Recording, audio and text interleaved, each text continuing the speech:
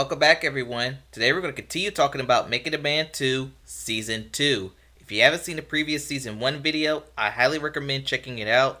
This season mostly consists of the band getting on Bad Boy, working on their album, with some hiccups in between. Not going to waste your time any further, so let's continue with the video. Before we continue, if you like what you see, go ahead and hit the like button. Also, don't forget to hit the subscribe button as well. And now, let's continue with the video.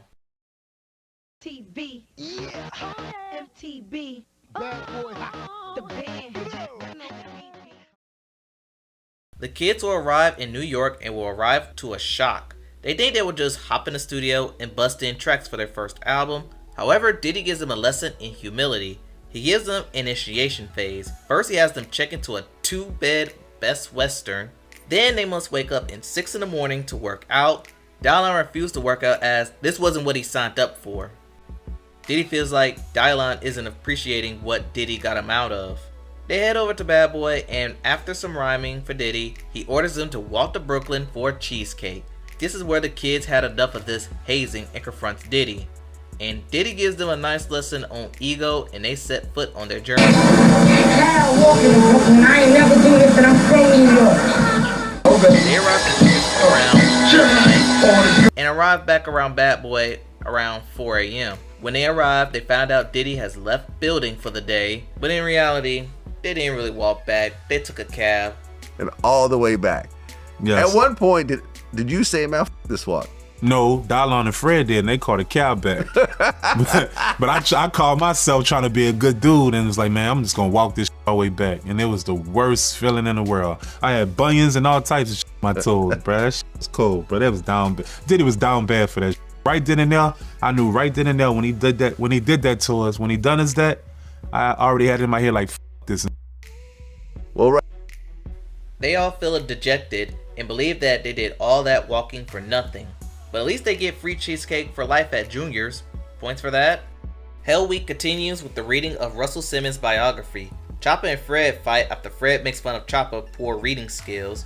But Diddy steps in and gives them focus of appreciation and work ethic. The kids' Hell Week continues with washing cars and feeding the homeless. They get a new appreciation for life. Fred going as far as instead of complaining, he'll just do whatever to get that deal. And this comment will cost Fred his mental well-being. That tell me to walk butt booty naked. I'm walking butt booty naked in the middle of Times Square for them cameras. Straight up. Getting hot in here. Diddy invites them to the studio and will have to rap classics like Rapper's Delight and one of his favorites, Juicy. Everyone except for Sarah knows the words, but Sarah didn't give up though. She eventually knows the words, and Diddy appreciates that they worked and sounded like a group. After this, Diddy gives them one final mission, and that is to arrive to this building, move in, and enjoy themselves. Farnsworth Bentley moves in as a supervisor. They get word that they have 6 weeks to complete their first album, and unless you're NWA, that's impossible. Meanwhile, while Babs is sleeping, she gets a phone call from her friend about her hair appointment. Ness picks up the phone, but refuses to wake Babs up, and this will lead to the first of many arguments that this group will have. I don't give a about the phone. I care about the phone because my hair needs to be done. Let's make this clear right now, right? Let's make it clear. No, it's a personal problem when you tell my friends. Bab threatens to leave the group, but is convinced to stay when Mr. Bentley helps get her hair done. Bentley then orders the kids to tidy up a bit, and he gives them free time afterwards, but revokes when Ness and Dylan complain. And this angers Babs, who wants to see her sick grandmother, so she dips, and Mr. Bentley feels unappreciated. Got a note right here from Babs. She broke out and went to Brooklyn. It's taking you entirely too long to tell a story. This is your problem, man. Good luck to you. When I get there, everything better be on point.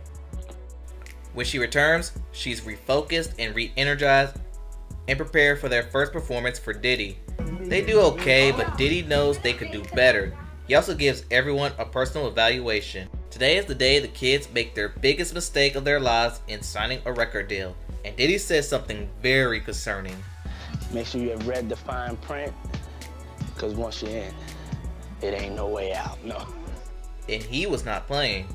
But back at the house, Ness is singled out as the leader by Diddy, and Ness calls out Choppa for his lack of cleaning. Choppa don't like this and confronts him.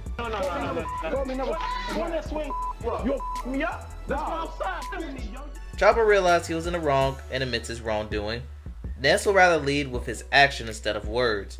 One night, as they prepare to go into the studio, Fred decides to go get something to eat, and Ness took it personal. Once Fred gets back, an argument pursues, and Ness lay hands on Fred.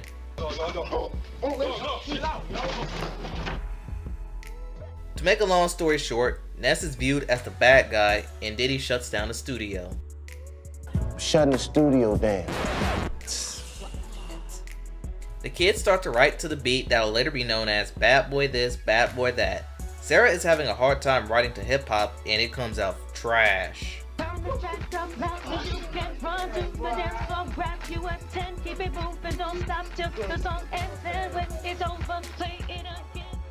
Also, she does not like to write the gangsta music. By being the only R&B singer, she feels alone and not feeling like they're cooperating with her. And add on to the fact that she's missing her family isn't helping. She gets some help in writing the hook with one of the producers, a song that will later be known as My Life, one of the best on the album. After a great day of writing, recording, and grinding, Mr. Bentley invites them to go to the club. Sarah's the only one not going as she wants to keep writing and focus on her voice. At about 4 a.m., the kids return to the club and they make ruckus, and they don't know that Sarah was sleeping. Probably maybe 4, 5 in the morning. That's just being so irresponsible. Like, what are you thinking, man? You crazy? As a result, the next morning she is grumpy, and after this she gets help from Diddy, but all in all this episode isn't interesting. You could skip it. This episode is one of my favorites of the whole series. It starts with them going to DC for a party Diddy is hosting. Yikes. They rhyme for Diddy, but when Dallon starts spitting that hot fire, everyone gets silent.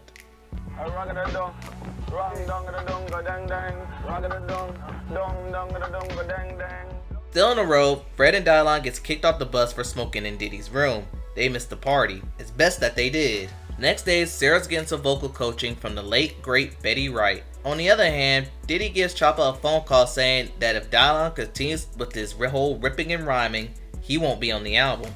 But after this, the kids go audition for Wyclef as he wants to do a song for them. And this goes extremely well, and he shows up the next day, and Dallon is in awe. Yeah, disrespect. I wanted to work with Wyclef more than I wanted to work with Puff.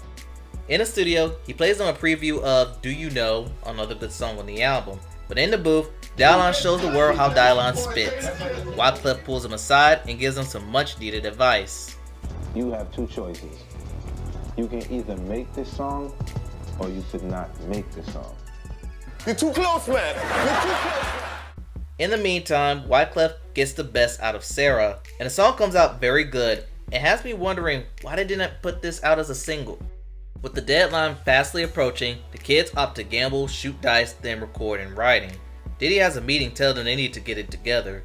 After dwelling on Diddy's words, Ness gets an idea to go to the club and find out what the people are listening to, and his plan backfires when Diddy catches them in the club. The next day, Babs is ready for a reset and gathers the troops. Everyone but Dallon is in the house. He leaves to tend to his probation and community service, and this ticks everyone off. That night, Dallon returns from community service and confronts Babs about it. I'm trying to wake you up. You said you ain't with the team. It's the same. No, it's not because I've been said Why are you yelling? Why are you yelling? Because don't come at me like that when I've been said something about. Diddy holds an emergency meeting with his staff, and the purpose of this meeting is that he's tired of his staff being disrespected. He then holds another meeting with the kids about the direction, and in the meeting, Fred is sucking his thumb and dozing off, and Chopper was picking his hair. Enough is enough with Diddy, and he shuts down the studio. Y'all not working like a team. I got to shut the studio down, yo. After this, they have a meeting with Diddy's manager, Phil Robinson. Basically, they need to change their game or it's a wrap, and they decide to go manager shopping. They talk to Sarah's lawyer, a manager from Outkast, and the guy who ripped off Backstreet and NSYNC. After the interview, they come to agreement that Phil should be their manager out of trust, when in reality, Chopper hated Phil. Meanwhile, Diddy is contemplating forming a new group. He talks to Mysterious and squash whatever animosity they had between them two. He even offers her to appear on a record, and she appears on the song How You Like Me Now. The word gets out to the kids, and they do not want her near the house, let alone on the album. The kids get some stuff done outside of the studio, but need the studio to complete the album. Phil advises to wait at Bad Boy's offices to wait on Diddy before he leaves on a business trip. Diddy lets them in, they apologize, and Diddy reopens the studio. But after he reopens the studio, Diddy has a meeting with Phil. He warns Phil not to be fooled with the kids' sincerity and to be firm with them. With episode 6 being one of the best episodes, episode 9 is one of the most iconic episodes. Nice. They get back into the studio and start knocking out tracks left and right. Diddy now gives them a task to start coming up with names for the group. Six Figures, the band, 521 are just a few names they came upon. They have a meeting with Phil about royalties, which means that they aren't going to make much. It does not go well with Fred, but back at the house, Fred starts yelling at Ness for no reason. According to Babs, some things were left unsettled from the previous fight, and she also reveals some personal things Ness said about Fred's hood and his family. And this was not aired in that episode, by the way. I'm saying, I've been to his hood. You can't even provide for your own family. If I knew he said that about my child, we'd have been shedding blood in there. Next time we go through it, it's over. Eventually, they get into a physical fight, which landed Ness in a chokehold. Producers broke it up, and the fight shook up the whole house. Everyone's ready to move past this, and while Dallon is spitting that hot fire in the booth, Fred still feels like the conflict isn't resolved. He goes into the studio and jumps on an unsuspecting Ness. Everyone is now getting restless because they have no time for fighting. Babs tells Fred they just need to fight one more time to really get it off their chest. And after the third round of fighting, Diddy shows up to talk to Ness and Fred, telling them that he doesn't want anyone to get seriously hurt and that fighting is over and done with. They prepare for another meeting at Bad Boys. Diddy tells them the next time they fight, they have to take it to the boxing ring. And once again, Diddy says something pretty unusual. Oh, you should be able to eat my ass up. You should be able to eat me up. You like... More importantly, the group name. He names them the Delinquents after their recent bad behavior. Babs and Sarah hates the name, so Diddy decides to change the name to the band, D-A-B-A-N-D. Another Sarah episode, and I'll be brief with this one. She gets mad at Choppa for hanging up every time Tony calls her. Sarah's mental well-being is affecting her voice. She's ready to go home and call it a bust, but after Diddy tells Choppa to knock it off, and him bringing Sarah's family to convince her to stay, she stays. That's all. Let's move on. Dallon is not on a lot of songs due to his stubbornness and hard-headedness. After hearing Choppa and Babs mock Dallon, he throws a bottle at Choppa and jumps on him, but nothing comes much of it. Dallon goes out on a night and is drunk the next morning. He wakes up Babs. She's initially upset but realizes that his time is almost up.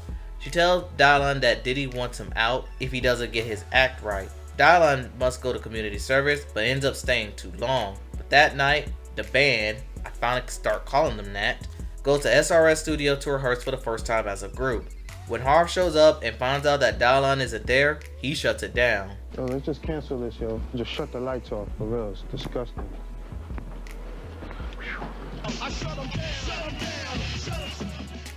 After they leave, Dallon shows up only to find no one is there. But back at the house, they reflect on Dallon's action. They call him out for not sacrificing enough in the group. Then Diddy talks to Dallon as he's on the verge of kicking him out the group. Dallon vows to be better and now tells them about his whereabouts. Mama Combs then visits the band and buys them dinner. They meet DJ K Slay, may he rest in peace, on Hot 97 and they give him a good impression. Episode kicks off with the band performing for Bad Boy and other outside media, and at this point, this is a highlight for them. At the house, they participate in a magazine shoot, and after this, Phil gives them contracts, and they need to sign them to get their advance. Everyone signs without looking at it, a mistake all musicians make, but Sarah makes sure she reads the fine print and calls her husband about the contract. This upsets the rest of the group because if she doesn't sign, no one else in the group will get paid. After they sign, Phil says there's a good chance your advance will arrive by Monday. Days go by and Babs questions when the checks are supposed to arrive, but the checks haven't even processed, and it won't be until a week after mailed to their house. Dallon and Ness aren't tripping because they know the money will come, just a matter of time. But Babs, Fred, and Choppa aren't pleased, and Sarah meanwhile was like, told you so. Everyone except for Babs decide to go to Phil's office to see what's up. They're told that it's a business, money takes time, but in the end, it will come. The band are finally start to do press, sign autographs, and get exposure. Fred seems withdrawn from the process, They have a meeting with Phil and their checks are received. After this, the band goes home for 3 days for a mini vacation. After the vacay, they all arrive to New York to finish the album. Everyone is there except for Fred, who is still in Miami enjoying his family. And this upsets Diddy because there are verses from Fred that needs completion. The next day they go on a radio tour and constantly gets asked about Fred's whereabouts. They lie and said he's in the studio with Diddy. Is Frederick there? No, Frederick's in the studio right now with Puffy. He's in the studio right now with Puffy, finishing up the album right now, so unfortunately he couldn't be here. I'm lying through my teeth. That somewhere still in Miami waiting for the plane. The next day, Fred finally shows up and have a conference with Diddy. Fred talks about his desire to do this project and retire as the fame is overwhelming him. Diddy gives him some good advice, saying he's proved his worth to Bad Boy, but he hasn't proved it to the world. With the album finally completed, Diddy scrambles together a listening party. After the party, he reflects on the journey of the band and told them that they came a long way from when they auditioned and tried to get into the house. To close, they participate in an album shoot. And that wraps up season 2. Join me in season 3 where the band sees some success, how their life is on the road, and to see if they can stick together or fall apart.